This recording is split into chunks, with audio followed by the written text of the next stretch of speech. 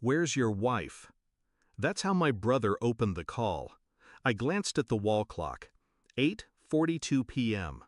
"She's on a business trip," I said. "New York, until Sunday." Silence. Then came his voice, flat, careful. "She's at my hotel, Adam, in Hawaii, room 509. She's not alone." I didn't breathe. He added, "She's using your ATM card." It took me a full minute to speak. I wasn't shocked, not really, just quiet. "Keep an eye on them," I said, "and don't let her know you called." We met at a summer barbecue 11 years ago. She wore red, laughed too loud, kissed me before we exchanged names. I thought I found fire.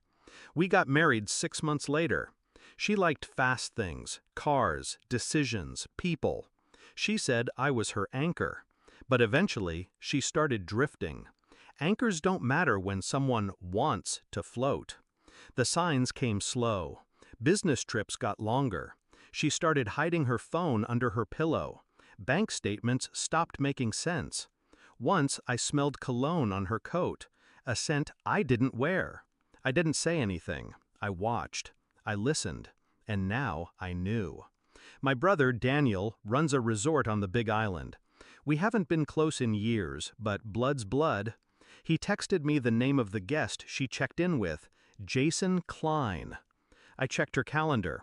She had an investor meeting listed, of course. I didn't rage. I didn't cry. I opened my laptop. First, I froze the joint accounts. Left enough for food and cab fare, just enough to sting. Next, I called Daniel. "I need her distracted. Can you upgrade her room? To the presidential suite?" "Exactly. Give her champagne. Tell her it's on the house." He caught on. "You're going to trap her?" I smiled. "No, I'm going to expose her." I booked a last-minute flight, landed in Kona just after sunrise, rented a car, drove straight to the resort. Room 509 overlooked the ocean. I didn't knock. I had Daniel unlock the suite's private surveillance system, hidden cameras, audio, everything streamed to my phone. She was wearing a silk robe I bought her for our anniversary. Jason was shirtless, drinking from a bottle of wine I paid for. She laughed, head thrown back, carefree, like I never existed. She said something about finally being free. I watched from the hotel's bar, quiet, cold. Then I made my move. I had a small packet with me, printed copies of bank statements, photos, hotel records, a copy of the prenup she forgot she signed, infidelity clause highlighted. I slipped it into an envelope, handed it to Daniel. "Have the concierge deliver this to her at breakfast." He raised an eyebrow. "You sure you don't want to confront her in person?" "No," I said. "She'll bury herself just fine." The fallout began fast. 8:17 a.m. She opened the envelope. 8:20 a.m. Jason started yelling. 8:25 a.m. He left the room, slamming doors. And at 8:32 a.m., my phone rang. I didn't answer. She called again. And again. 54 missed calls. Texts flooded in. "I can explain. Please pick up. It's not what it looks like." Then came the rage. "How dare you freeze my accounts? I'm stranded. This is abuse." She should have read the fine print. I walked into the hotel lobby at noon, calm, composed. She was there, disheveled, pale, alone. She ran to me. "Adam." I held up a hand. No words, just a look. She stopped, just like that. I walked past her, sat at the outdoor cafe. She followed.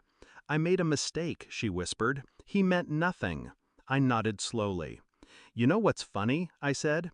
"You were always worried I'd leave you for someone else. But I stayed, even when you didn't." Tears welled. Real or not, didn't matter anymore. "You ruined everything," she whispered. "No," I said. "I ended it. There's a difference." I stood. "Checkout is at 11 tomorrow. Try not to steal the towels." Back home, I filed the divorce. With the prenup violation, she gets nothing. No house, no spousal support, just her own mess. The lawyer said, "She'll fight this." I smiled.